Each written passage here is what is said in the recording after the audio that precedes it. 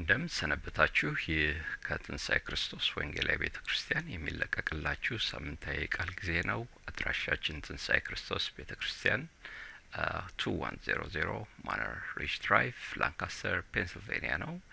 በዚህ ሳምንት የቤተክርስቲያናችን መጋቢ ፓስተር ብርሃኑ ከበደ እግዚአብሔርን ቃል ይዞልን መጥቷል። ለዚህ ስብከት ርዕስ ሰጥተነዋል። እሱም እጅግ ከፍ ያለው እጅግ ዝቅ ብሎ አገለገለ በሚል ዮሐንስ ወንጌል 13ን ተመርኩዞ የቀረበ ቃል ነው። በዚህ ክፍል ላይ ያለው ሌላው ገጽታ በአስቆሮቱ ይሁዳ ሕይወት ዙሪያ የሚከተሉትን ከበድ ያሉ እና በጣም ጠቃሚ የሆኑ ምክሮችን ያዘለ ነው። እነዚህም አንደኛ እግዚአብሔር እስከ መጨረሻ የሚታገሰው እንድንመለስ ነው። ሁለተኛ ደጋግመን ከምንለማመደው ነገር እግዚአብሔር እንዲያወጣን እንትጋ። ሶስተኛ ከመንፈሳዊ ሕይወት ከሚያወርዳችሁ ዞር በሉ የሚል ነው። ይህንን ቃል በማዳመጥና ለሌሎች በማካፈል የእግዚአብሔርን መንግስት እንድታስፋፉ እናበረታታችኋለን። አብራችሁን እንደምትቆዩ ተስፋ እናደርጋለን። ሳምንት ሌላ ክፍል ይዘንላችሁ እስከምንቀርብ እግዚአብሔር በሰላም ያቆያችሁ።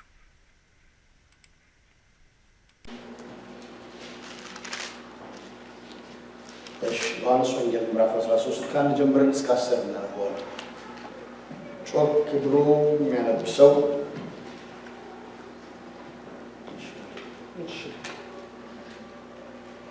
ኢየሱስም ከፋሲካ በዓል በፊት ከዚህ ዓለም ወደ አብ የሚሄድበት ሰዓት እንደደረሰ አውቆ በዚህ ዓለም ያሉትን ወገኖቹን የወደዳቸውን እስከ መጨረሻው ወደዳቸው።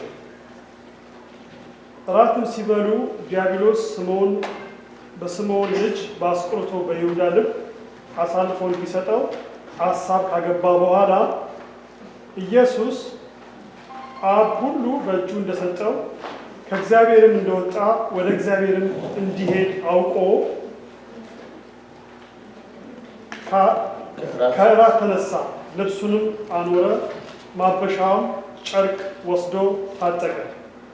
በኋላ በመታጠቢያ ውሃ ጨመረ፣ የደቀ መዛሙርቱን እግር ሊያጥብና በታጠቀበትን ማበሻ ጨርቅ ሊያብስ ጀመረ። ወደ ስምዖንም ጴጥሮስ መጣ። እርሱም ጌታ ሆይ አንተ የኔን እግር ታጥባለህን? አለው። ኢየሱስም መልሶ እኔ የማደርገውን አንተ አሁን አታውቅም፣ በኋላ ግን ታስተውላለህ አለ። ጴጥሮስም የኔን እግር ለዘላለም አታጥብም አለው።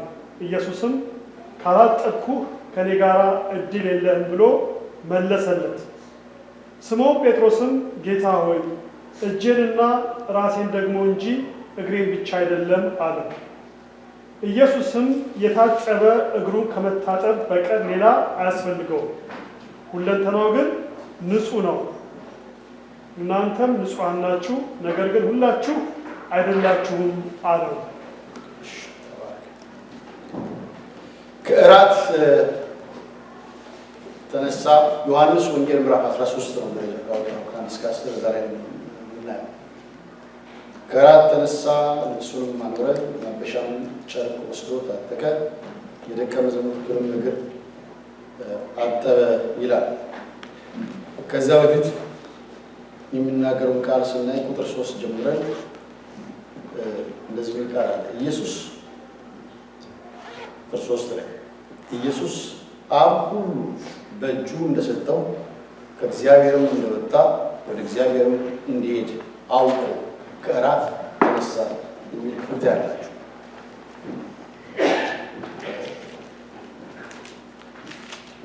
መጽሐፍ ቅዱስ ያልያዛችሁ ሰዎች ደረጃ ከ3 ቁጥር ጀምሮ ያወጣል። ታሽላለህ? ኦኬ ለራስህ ያልያዛችሁ እንድታዩ ቃሉ ጋር ፎክስ እንድታደርጉ።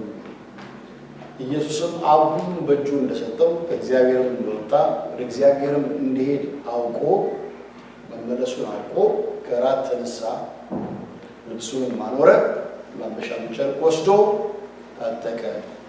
ከዛ ደግሞ የደቀ መዛሙርቱን እግር ያጥብ ጀመረ ይላል። ከእራት ተነሳ፣ ልብሱን አኖረ። መለኮታዊ ስልጣኑን ባለፈው ሳምንት ታስታውሱ እንደሆነ እግዚአብሔር ጌታ ኢየሱስ ክርስቶስ በሰውነቱ በሁለት ባህሪ ባለፈው ከዛች ባለው ጊዜ አይተናል። ባለፈው ሳምንት ደግሞ መለኮታዊ የሆነውን ባህሪ ስናይ ነበርና መለኮታዊ ስልጣን አሁን እዚህ ላይ ታያላችሁ። ከላይ የመጣ እንደሆነ ወደ ላይ ደግሞ እንደሚመለስ ምን አውቁ። ከላይ ስለመጣ ወደ ላይ የሚመለስበት ጊዜ በደረሰ ጊዜ ብሎ ይናገራል። ይህ ከላይ የመጣው ኢየሱስ ወደ ላይ የሚመለስበት ጊዜ በደረሰ ጊዜ ግን ከዛ በፊት በታላቅ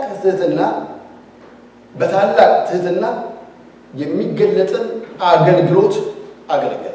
በጣም በታላቅ ትህትና የሚገለጥ የመመለሻው ሰዓት እንደደረሰ ወደ አብ የሚሄድበት ጊዜ እንደመጣ ያ ሰዓት በደረሰ ጊዜ በጣም አስደናቂ የሆነ አገልግሎት አገለገለ። በጣም ዝቅ ብሎ በጣም ወርዶ ሲያገለግል ታውታላችሁ። ያውም ደግሞ ያደረገው ምንድነው? የደቀ መዛሙርቱን እግር አጠበ፣ አጎነበሰ። ጌታ ሆኖ ሳለ ከላይ የመጣ ሆኖ ሳለ ራሱን አገልጋይ አድርጎ በፊታቸው አሳየ፣ አኖረ። አገልጋይ ባሪያ ሆኖ በፊታቸው ተገኘ። የዝቅታን የትህትና አገልግሎት አገለገለ። እጅግ ከፍ ነው፣ ወደ መጣበት ቦታ ሊመለስ ነው። ከዛ በፊት ግን ምን አደረገ? ዝቅ አለ። ከፍ የሚለው ጌታ እጅግ ይልቅ የተዘጋጀው ጌታ እጅግ ደግሞ ምን አደረገ? እጅግ ደግሞ በጣም ዝቅ አለ። ቁጥር 19 ላይ ቁጥር 14 ላይ ተመልከቱ ለምን እንዳደረገው ሲናገር። እሺ አነሙ ቁጥር 14 ላይ ለምን እንዳደረገው ሲናገር እንዲህ ይላል፣ እንግዲህ እኔ ጌታና መምህር ስሆን እግራችሁን ካጠብሁ እናንተ ደግሞ እርስ በርሳችሁ እግራችሁን ትተጣጠቡ ዘንድ ይገባችኋል አላቸው። በዚህ ጊዜ የፋሲካ እራት የሚበላበት ጊዜ ነው። የሚሄድበት ወደ አብ የሚመለስበት ጊዜ እየደረሰ ነው። ሉቃስ 22 ምዕራፍ 22 ላይ ወራት ሲሉ እንግዲህ ምዕራፍ 22 ቁጥር 24 ላይ ሲናገር ደግሞ ይላል ማናቸውም ታላቅ እንዲሆን እንዲቆጠር በመካከላቸው ክርክር ሆነ። በዛ በፋሲካ ጊዜ ክርክር ሆነ። ለፋሲካ እራት ተቀምጠው እያሉ እንደሚሞት እየነገራቸው በመካከላቸው የበላይ ማን እንደሚሆን ክርክር ተጀመረ። ማን ይበልጣል? ማን ከኛ የተሻለ ነው? ማናችንን ታላቅ ማናችንን እንበልጣለን የሚል ክርክር ተነሳ። ይህ እኔ እበልጣለሁ የሚለው ክርክር የጀመረው የፋሲካ ዕለት ብቻ ሳይሆን ከዛ በፊትም ጀምሮ ክርክር ነበር። ይህ መንፈስ ከዛም ቀደም ሲል ነበር። ለምሳሌ በማቴዎስ ምዕራፍ 20 ቁጥር 20 ላይ ደግሞ እንደዚህ ይላል፣ የዘብዴዎስ ልጆች ከልጆቿ ጋር እየሰገደች የዘብዴዎስ ልጆች እናታቸው ከልጆቿ ጋር እየሰገደች መጣችና እነኚህን ሁለቱ ልጆችን አንዱን በቀኝህ አንዱን በግራ በመንግስትህ እንዲቀመጡ እባክህ እዘዝ ስትለው ማቴዎስ ላይ ትመለከታላችሁ። ያዕቆብና ዮሐንስ ማለት ነው። ማርቆስ 10:35 ላይ መቼም የምንጠይቅህን የምንለምንህ እንደምታደርግ እናውቃለንና በክብር ጊዜ በመንግስት ጊዜ እባክህ እኔን በግራ ወንድሜን ያዕቆብን ደግሞ በቀኝ አስቀምጠው ሲሉ ትመለከታላችሁ። ከፋሲካ በፊት ጌታ መለሰና እንዲህ አላቸው፣ ዛሬ ላይ የምትለምኑትን አታውቁም። ወገኖች ሆይ እግዚአብሔር ይርዳን፣ የምንለምነውን የምንጠይቀውን እንድናውቅ። አሜን። የምንለምነውን የምንጸልየውን እንድናውቅ መንፈስ ቅዱስ ይርዳን። አንዳንዴ ምናልባትም የምንጠይቀው አጉል ጥያቄ ሊሆን ይችላል። እግዚአብሔርም ዝም ሲለን እግዚአብሔር የተባረከ ይሁን። ገብቷችኋል? ወቅታዊ ያልሆነ ልክ ያልሆነ ሊሆን ይችላል። ለእኛ ልክ የመሰለ ነገር ግን ልክ ያልሆነ የምንለምነውን መንፈስ ቅዱስ ግን ከሰጠን በትክክል ነው። እውነት እላችኋለሁ ታርጌቱን ይመታል።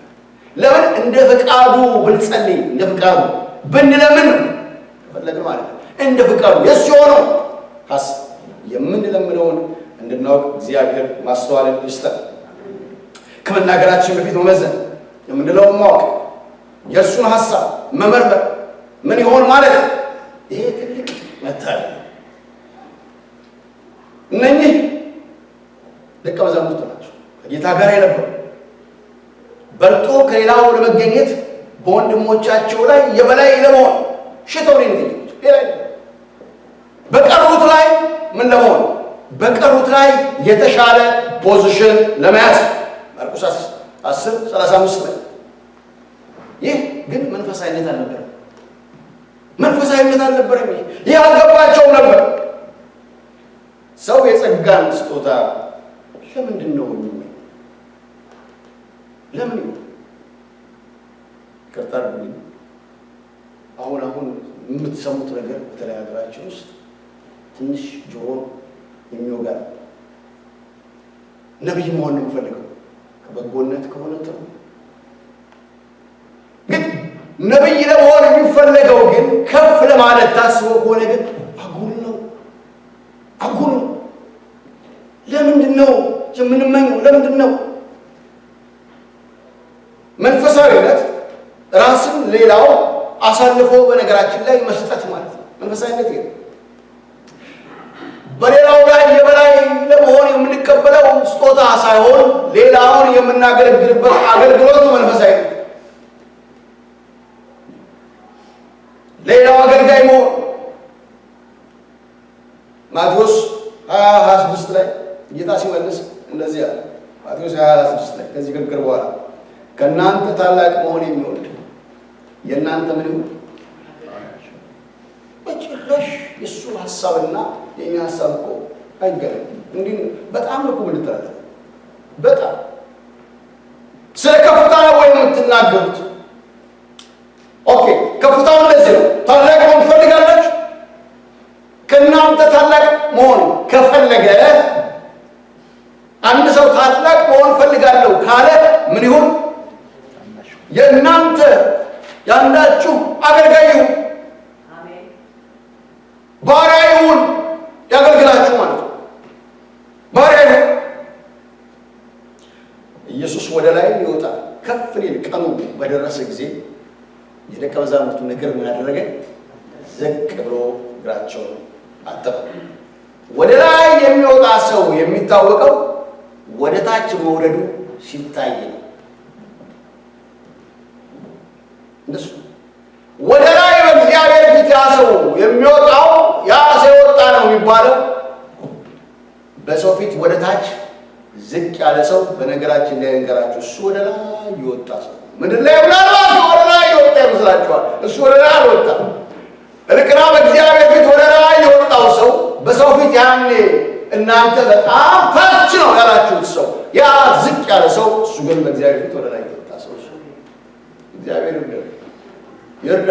እግዚአብሔር የሚያው ሰው ያርገን። አሜን ይሁንልን። እግዚአብሔር ሌላው አይጠቅመን። የሚጠቅመን እሱ የሚለው እግዚአብሔር የሚወደው ነገር በእኔና በእናንተ ሲፈጸም ያ ነው የሚጠቅመን። የጊዜው ነገር አለ። በሰው ፊት ምናልባት ወደ ላይ ወጥቷል ሊባል ይችላል። እሱ ግን በእግዚአብሔር ፊት ካልሆነ አጉል ነው። ወደ ላይ የወጣው ሰው ያ በሰው ፊት ሁልጊዜ ወደ ታች የሚታየው ሰው ወደ ላይ ለመውጣት ወንድሞች እናቶች ጌታ የተናገረው እንደ ቃሉ ነው። እንደ ቃሉ ኢየሱስ ያደረገ ወደ ላይ ሊወጣ ወደ ወጣበት ወደ ላይ ሊወጣ ቀኑ በደረሰ ጊዜ ደቀ መዛሙርቱ ነገር የሚያስገርም ሁኔታ ዝቅ ብሎ አጠበ። በሌላ ጊዜ ደግሞ ማቴዎስ 18:1 ላይ ደቀ መዛሙርቱ ወደ ኢየሱስ ቀርበው በመንግሥተ ሰማይ ከሁሉም ይበልጥ ማን ይሆን አሉት። ይሄ ክርክር የሚገርመው ነገር ውድድር ላይ እንደነበሩ ታያላችሁ። ፉክክር ላይ ጤናማ ያልሆነ ነገር እንዳለ ታያላችሁ። ማን ሆነ ነው የሚበልጠው? እርስ በርሳቸው ይሄ ነገር እንዳለ ታያላችሁ። ጌታ እንዳደረገ ሕፃን ጠራና በመካከላቸው አቆመ። እያስተማራቸው ነው ያለው። በደምብ እሱ በተለያየ ጊዜ በተለያየ መንገድ ይናገራቸዋል። አሁን ደግሞ እዚህ ላይ ከፋሲካ በፊት ሕፃን ጠራና በመካከላቸው አቆመና ካልተመለሳችሁ ተውት ነው ካልተመለሳችሁ እንደ ሕፃናትም ካልሆናችሁ ወደ መንግሥተ ሰማያት ከቶ አትገቡም። አይደለም መብለጥ አትገቡም። እናንተ በመንግሥተ ሰማያት ስለ መብለጥ እንደምታወሩት አረ አይደለም፣ እነሱ አይደለም ላትገቡም ትችላላችሁ። አሁን ባለው አመለካከት ከሆነ እየሄዳችሁ ያላችሁ እንዲህ ከሆነ የምታስቡት ነው። እንደሱ አይደለም። ካልተመለሳችሁ ከእንዲህ አይነት አመለካከት ካልወጣችሁ ከእንዲህ አይነት አስተያየት ካልወጣችሁ እንደ ሕፃን ገር ካልሆናችሁ ብልጣብልጥ ከሆናችሁ ልትገቡ አትችሉ። በብልጥነት አይገባም። ልክ ራስ የሚገባው እንደዚህ ሕፃን ሩሩ እንደሆነ ሕፃን ብትመለሱ ያኔ ትገባላችሁ። ተውት። ስለ ብለጥ ማርገጣለሽ ሽም ብለጥ ስለ መግባት መመለስ ስትመለሱ ይሻላል። እኔ እበልጣለሁ ከምትሉ ይልቅ መመለስ ይበልጣል።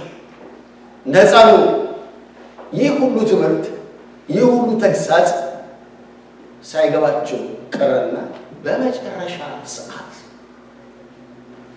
የፋሲካ ቀን በደረሰ ጊዜ ችግራቸው ተመልከቱ። ችግራቸው ይሄ እንደነበረ ጌታ ኢየሱስ ስለሚያውቅ ደግሞ ተናግሮ ችግራቸው ይሄ እንደሆነ ስለሚያውቅ በመጨረሻ ሰዓት ላይ ጌታችን ኢየሱስ ክርስቶስ ከእራት ላይ ተነሳ። ማን ይበልጣል የሚለው ነገር ሲመጣ ሉቃስ 22 በሙሉ ሄዳችሁ ብቻችሁን ከአንድ ጀምራችሁ አንብቡ። ዛሬ የምታዩት ነገር አለ።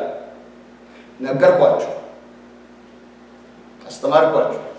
ሕፃን በመካከል አምጥቼ በእናንተ ፊት አቆምኩኝ፣ አልሰማችሁኝ። አሁን ግን የማደርገውን አስተውሉ።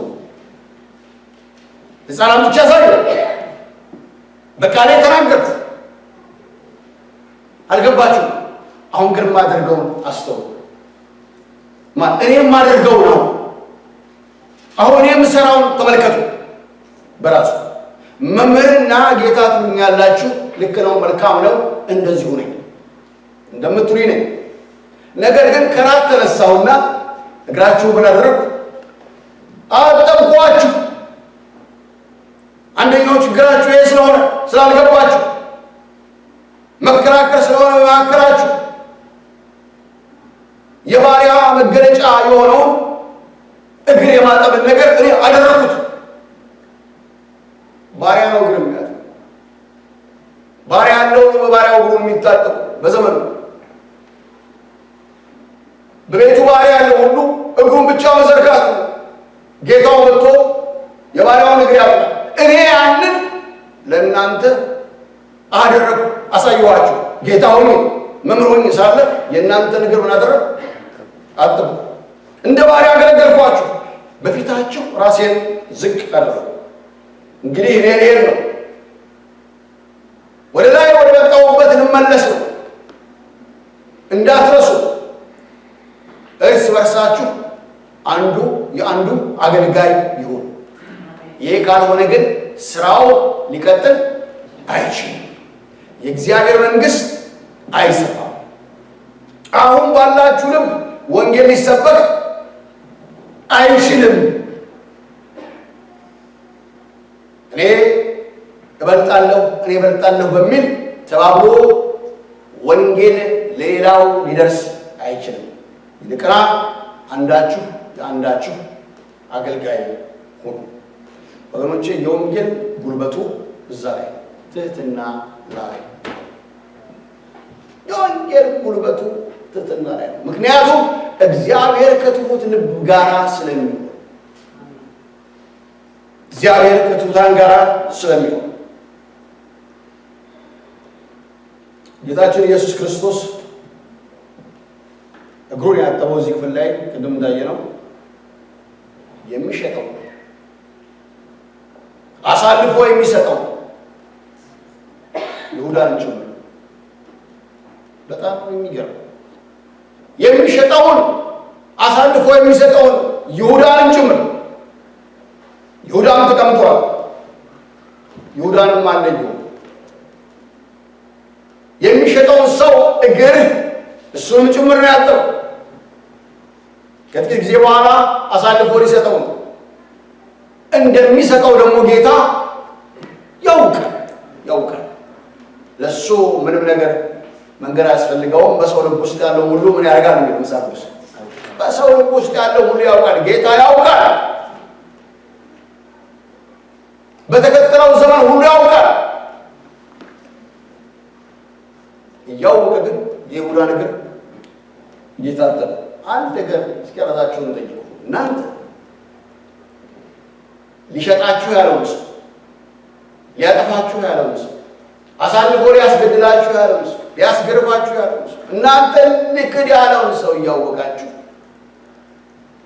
ይህንን በማወቅ እያወቃችሁ ለዛ ሰው እናንተ ይህንን መልካም ነገር ታደርጋላችሁ። ምን ያደርጋል? ባውቅ ይሄን አደርጋለሁ። ብዙ ጊዜ እናንተን ጎድተው ያለፉ ሰዎች እኮ በነገራችን ላይ እንኳን እንደሚጎዷችሁ አስቀድማችሁ አላወቃችሁ። ብታውቁ ኖሮ አንድም ነገር አታርጉ አላረግ ነበር። ይሰማችሁ ነው የተለያችሁ እንኳን አላ እግዚአብሔርን አመሰግናለሁ እንኳን አላወቅም ብናቅስ ነው። አንድም መልካም ነገር ከኛ አይወጣም። እንኳንስ መልካም ነገር ወጥቶ እናንተ ተጎዳችሁ። ሰማችሁ? እንኳንስ ያንን የእግዚአብሔር የሆነውን ሐሳብ አገለገላችሁ። እናንተ ካለፈው በኋላ እንዴት እንዲያርጌ ትላላችሁ። በቃ አንተ ልቅናስ አገልግለህ አልፏል። ያንን ማስብ ይሻላል። አንተ ያን እግዚአብሔርን ሐሳብ አገልግለህ አልፏል። መጎዳትህ እንዲባቆሩ አትበል። ዋናው ነገር አንተ የጠራበትን እሱ ምን አድርገሃል? እግዚአብሔር እንድታደርገው የእሱ ሐሳብ ነው አድርገዋል። የቆም ኑሮ ያንን አስብ። ግን ብናቅ ኖሮስ ዋናስ እግዚአብሔር ይህን ነገር ከኛ ሰምቶ ብናቅ ኖሮስ አናደርገው። ጌታ ኢየሱስ ክርስቶስ እያወቀ ይህንን ሰው ተሸክሞት እያወቀ ይሁዳ ምን አደረገ? እግሩን አጠበ።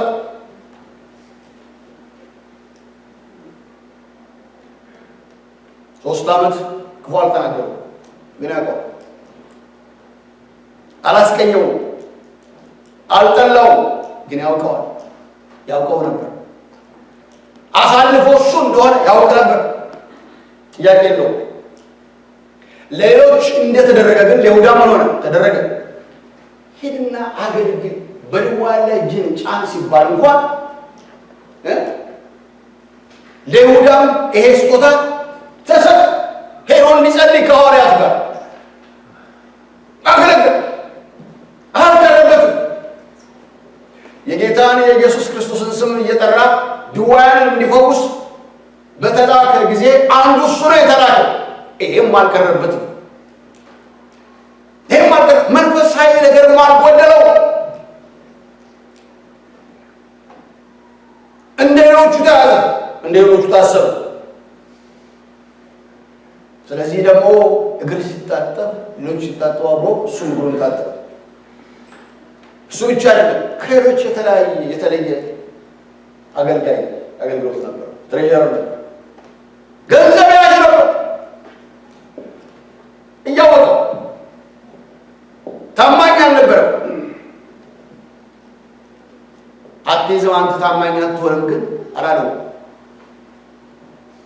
ይደንቀም እንደሚሰርቅ ያውቃል፣ ምንም ጥያቄ የለውም። ግን አንተ አትይዝም፣ ገንዘብ ያዥ አንተ አትሆንም ብሎ ተውሎ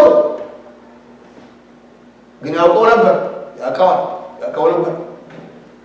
በዮሐንስ ወንጌል ምዕራፍ 12:6 ላይ ገንዘብ ያዥ ነበረ፣ ከሚገባው ይወስድ ነበረ ይልና እንዲያውም ሌባ ነበረ ብሎ ይናገራል። እንዲያውም ሌባ ነበር። ጌታ ኢየሱስ ክርስቶስ አንድ ቀን አልተናገረው። በዚህ ሁሉ ዘመን ከጌታ ጋር አብሮ እየሰማ እየተማረ ግን ሌባ ነበር። ምን እያለ እየሰማ እየተባረክ ምን ነበር? ሌባ ነበር ያለው መጽሐፍ ቅዱስ ነው። ይሰርቅ ነበር፣ ይለማመድ ነበር። ይሄ ነበር የሚያደርገው። ገባን? ንስሐ ያለው ህይወት አልነበረው፣ አልተመለሰም ነበር። ይሰርቅ ነበር፣ በዛ ዘመን ውስጥ ይወስድ ነበር። ግን ይሰማል፣ ግን ይማራል፣ ስለ ጽድቅ ይነገረዋል፣ ግን አልተመለሰም። ይወስድ ነበር። ወገኖች እግዚአብሔር ዝም ሲል ስላላየ ስላላወቀ አይደለም። በሰው ውስጥ በፍጹም የንስሐ ጊዜ እየሰጠ ነው።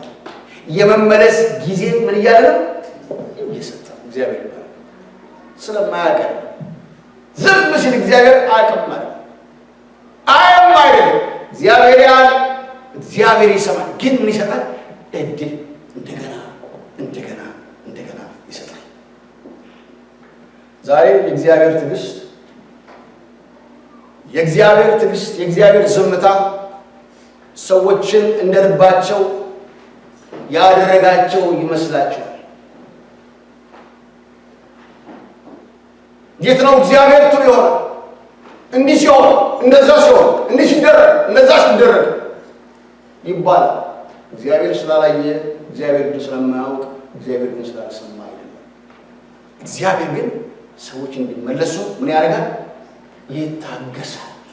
ስለመመለሱ እንኳን ሲናገር የዘገየበት ምክንያት እንድትመለሱ ነው፣ ሰዎች እንዲመለሱ ነው፣ እንዲያውቁት ነው፣ እድል እየሰጠ ነው ይላል ጴጥሮስ። የዘገየው ለዚህ ነው፣ ሰው እንዲመለስ ሰው እንዲመለስ። ሰው እንደ ልብ አገልጋይ እንደ ልቡ እንዲሆን እግዚአብሔር ስለፈቀደ ግን እንዲመለስ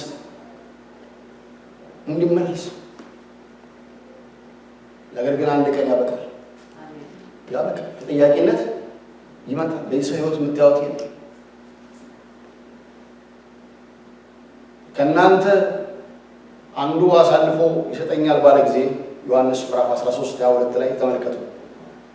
ጌታ በፍጹም ምንም ብሎ እንደማያውቅ የምታዩት ነገር አለ። 13:22 ላይ ስለማን እንደተናገረ አመንትተው እርስ በርሳቸው ተያዩ። ምን ማለት ነው ታውቃላችሁ?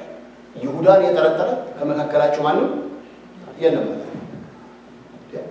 ዮሐንስ ምዕራፍ 13:22 ላይ ስለማን እንደተናገረ አመንትተው እርስ በርሳቸው ተያዩ። ማን ይሆን አንተን አሳልፎ የሚሰጥ? አንዱ ምክንያቱም ከእናንተ መካከል ስለተባለ፣ ምክንያቱም ቀን ይደርሳል፣ ሰዓት ይደርሳል፣ ሰዓት ይሞላል። እግዚአብሔር ይታገስም፣ ግን ሰዓት ይሞላል። ሲለማመደው ቆየ፣ ሳይመለስ ቆየና ሰዓቱ ሞላ። የመመለሻው ሰዓት አበቃ።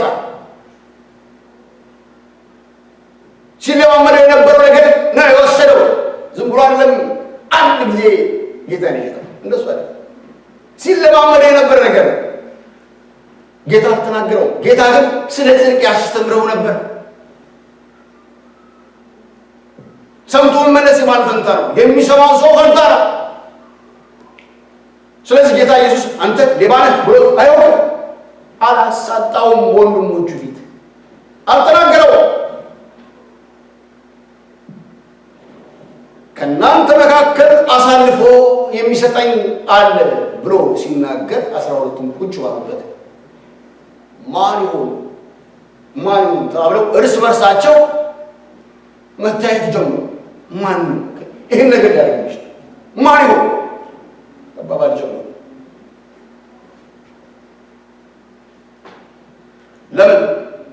ይሁዳን የጠረጠረ ሰው የለም፣ ማንም አልነበር። የምታውቀውና የምትጠረጥረው ከሆነማ ሁሌም አይነህ ወዴት ይሄዳል? ወደዛ የምትጠረጥረው ሰው ነው እጅ ያጠር ብትሮ ይባላል። ግን ማንም የጠረጠረ ሰው እርስ በርስ መታየት ነው። ይሁዳ የጠረጠረ ሰው የለም። ለምን? ጌታ ይሁዳ አሳልፎ ይሰጠኛል ብሎ ተናግሮ አያውቅም። ቢያውቅም ተናግሮ አያውቅም። ይሁዳ አሳልፎ እንደሚሰጠው ቢያውቅም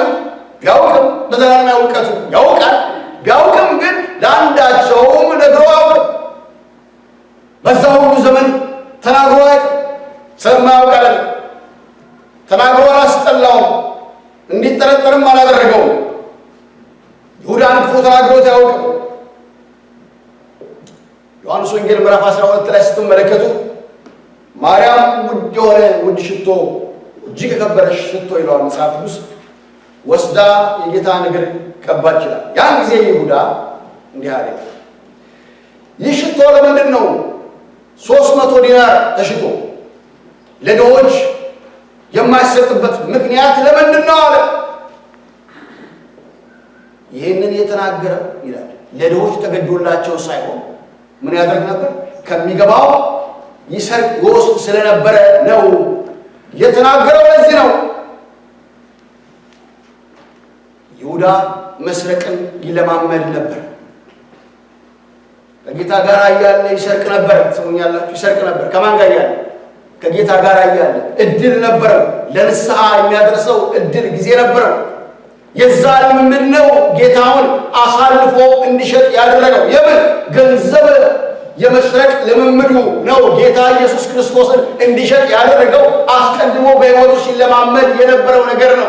ያልተሰበረ ሳይክሊክ የሆነ መርገም አደገኛ። አንድ ነገር መሰበር አለበት። የምንለማመድ ነገር መሆን አለበት፣ መሰበርና መውጣት። አለበለዚያ አደገኛ ዳዊት እንደሆነ ጌታን አሳልፎ ከሰጠ በኋላ ይሁዳ ጌታ ሲንገላታ ነገሩ ሲለወጥ ሲያይ ሄደና ራሱ ምን ያደረገ? አነቀና ራሱን ገደለ፣ ሞተ። ምን ማለት ነው? እንደዚህ ይሆናል ብሎ አላሰበም። ገንዘቡን ግን ፈልጎታል። ገንዘቡን ፈልጋለሁ ምናልባት ካንገላቱት በኋላ ይለቁታል። መንፈሳዊ ነገር ግን ልምምድ ጨዋታ አይደለም። መንፈሳዊ ነገር ጨዋታ አይደለም።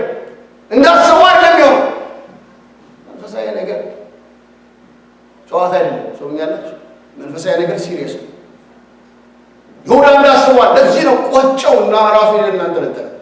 ምን ማለት ነው? እንደዚህ ለዚህ ነው ባለፈው ሳምንት ይላችኋል ዘካርያስ ተናገረውን ትንቢት ገንዘቡን ወሰደና ይተወሰደ በመቅደስ ውስጥ ወሰደና ገንዘቡን ሰጣቸው፣ መለሰላቸው። ጨዋታ መስሎት ነበር። ሲለማመድ የነበረው ነገር ነው ወደ ክፉ ወደ ሆነ ደረጃ ያደረሰው። እግዚአብሔር ሳይክሊክ ከሆነ ነገር ነፃ ያወጣል። ይሄ አልወጣ ያለበት ነገር ካለ እግዚአብሔር ይስበርልን። የጌታ ኢየሱስ ክርስቶስ ስም ነፃ ያወጣል። አምናለሁ፣ ይሰበራል። ለዚህ ነው አንድ ጊዜ የሚያሳድድ በቤተሰብም በሉት ከምን የመጣ የሚያሳድድ መንፈስ መሰበር አለ። ይሰበራል። አሜን። ደግሞ ይሰበራል። በክርስቶስ ኢየሱስ የማይሰበር ኃጢአት የማይሰበር የሰይጣን ጫና የለም። የዲያብሎስን ስራ እንዲያፈርስ እግዚአብሔር ልጅ ተገለጠ። ክብር ለእግዚአብሔር። ስለዚህ ከሚገባው ይሰርቅ ነበር። ለምንድን ነው ተሽጦ ለድሆች የማይሰጥ? ገንዘብ ጥሩ ቃል፣ መንፈሳዊ ቃል። ድሆችን ማሰብ ጥሩ ነው። ቢሸጥና ገንዘቡ ለድሆች ቢሰጥ ይሻል ነበር። አንተ እግር ላይ ከሚፈስ ስትወጥ መንፈሳዊ ነገር ነው። ጥሩ ነው። ድሆችን ማሰብ ጥሩ ይመስላል። ግን እውነተኛ ምክንያቱ ግን ድሆቹ ሳይሆኑ እውነተኛ ምክንያቱ ማን ነው? እሱ ራሱ ነው። አያችሁ? እውነተኛ ምክንያቱ ድሆቹ አይደለም። እውነተኛ ምክንያቱ ግን እሱ ራሱ ነው። ራሱን ይወድ ነበረ። ገንዘብ ስለሚወድ ነው ይሄንን የተናገረው። ወገኖች ሆይ መልካም ቃል ብቻ በመናገር ከእግዚአብሔር መሰወር አይቻልም። መልካም ቃል በመናገር ብቻ አንሰወርም። እውነተኛ የሆነውን የውስጣችን ሀሳብ የልባችን በውስጣችን ያዝነውን እርሱ እግዚአብሔር ያውቃል። እግዚአብሔር ከሞቲቫችን ጋር በትክክል አለ፣ ከውስጥ ሀሳባችን ጋር። እንደውም ተሳስታችሁ እንኳን በአክሽን የሚበላሽባችሁ ይችላል። በአክሽን በምታረጉት ነገር ልባችሁ መልካም አስቦ እዚህ ላይ የሚበላሽ እሱ ይሻላል። ክፉ አላስባችሁም እና ግን ክፉ አስበን ግን መልካም መሆን ይቻላል። ከዚህ ግን እግዚአብሔር ያውጣ። ከዚህ እግዚአብሔር ይሰጣል። እግዚአብሔር ግብዝነት ነው። በውጭ ያለው እግዚአብሔር አያልፍም። እግዚአብሔር የውስጥም አምላክ ነው። ውጭንም ውስጥንም የፈጠረ እሱ ነው። ጌታ ግን እንዲህ ይናገር እንጂ ይሁዳ ስለ ሽቶ ሌላ ቃል ተናገረ። በጣም የሚገርም ነገር ይሁዳ ስለተናገረው ይሁዳ አልተናገረም። ስለ ማርያም ነው የተናገረው። ድሆቹ ጊዜ ከእናንተ ጋር ናቸው ብሏል። ግን ስለ ማርያም ነው የተናገረው። ከዛ በኋላ ምን አለ?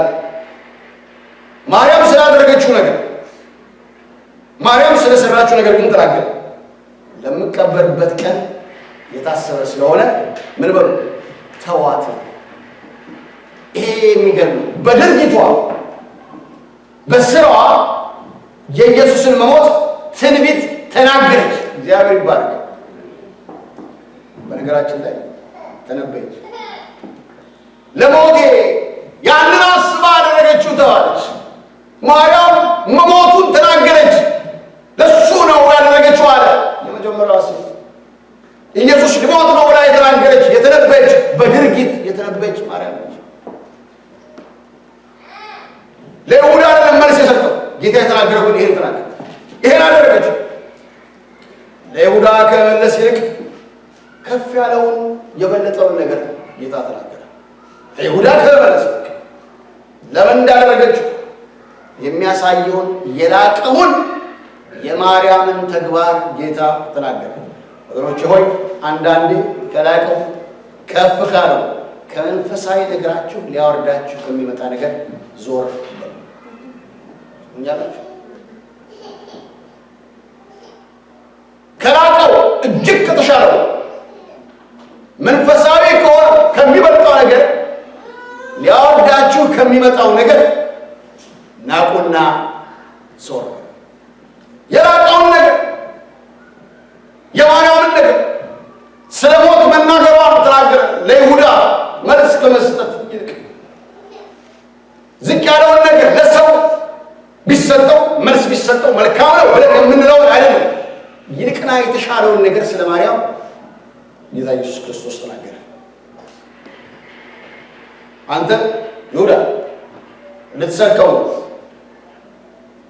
ልትወስድ ስለፈለግከው ሊለው ይችል ነበር አይደል? ይሄን የተናገርከው ይሁዳ አንተ ለድሆች አዝናላቸው አይደለም፣ አንተ ራስህ ልትሰርቀው ስለፈለግክ ነው ሊለው ይችል ነበር። ለምን? እውነት ስለሆነ። ግን አላለው። በይሁዳ ልክ አልመለሰለትም። የሰማችሁ? በይሁዳ ልክ አልመለሰለትም። አንዳንድ ጊዜ ልክ ልኩን ንገረው ይባላል። ምን የሚሳደበውን ሰው ተሰልቦ ምን ማለት ይቻላል? አንዳንድ ጊዜ ሳትመልስላችሁ ስትቀር ያሸነፉ የፈራሃቸው ይመስላችኋል ሰዎች። የለም አንተ ስለምትበልጣቸው ነገራቸው። እነሱ እንደዛ ያደርጉ። አንተ ትበልጣቸዋለህ። አይመጥንህም ያለ አይመጥንህም ያለ መልሰህ እንደሰደቡ ልትሰድብ እንደተናገሩ ልትናገር አንተን አይመጥንህም። አንተ የጠራህበት ጥሪ አለ። አንተ የላይኛው ሀገር ሰው ነህ። የላቀውን መንፈሳዊ የሆነውን ነገር ነው ከእሱ ጋር እሱ ወይም እሷ መለሰችልህ ልትናገር ጊዜ የለህም። እዛ ውስጥ አጠጣልኝ ልክ ልኳን ነገረች። ልክ የአንተ ልክ መንፈሳዊ የሆነው ነገር የበለጠው የተሻለው ነገር የሚሻለው መናገር ይሻላል። የበለጠውን መናገር የበለጠው የተሻለው ሌላው በወረደ መጠን አንተ መውረድ የለብህም። አንተ የተጠራ ሰው ነህ። አገርህ ልትገባ ከቅዱሳን ርስት ጋር የምትገባ ሰው ነህ። እግዚአብሔር ይመስገን። ያንስ ባለመመለስ መልካም በመመለስ አሸንፏል። ስድቡ ራሱ ላይ ነው የሚመለሰው። ክፋቱ ራሱ ላይ ነው የሚመለሰው። ይሁዳ ራሱ ላይ ነው የተመለሰው። ያ ሁሉ ቲያትር ለድሆች ለምንድን ነው የማይሰጠው ያለው ቲያትር በሙሉ የተመለሰው ማለት ላይ እንደሆነ መጨረሻ ላይ ተመልከቱ። ባክፋየር ያደረገው ራሱ ላይ ነው፣ ይሁዳ ላይ። የቅና ጌታ ከፍ ያለው ሰማያዊ የሆነው የማርያምን ድርጊት ስለ ሞት የመሰከረች በድርጊቱ አሳየች ያለውን የበለጠውን ነገር ስለ ማርያም ተናገረ። ወንድሞችና እህቶች አንውረድ። አሜን። ከሚያወርደን እግዚአብሔር ይጠብቀን። አንውረድ። ሞኞች እንዳትሆኑ አትውረዱ። ጌታ ኢየሱስ ክርስቶስ አንተ አውቃለሁ ስትሰርቅም እኮ አውቃለሁ 3 ዓመት ሆኗል ከእኔ ጋር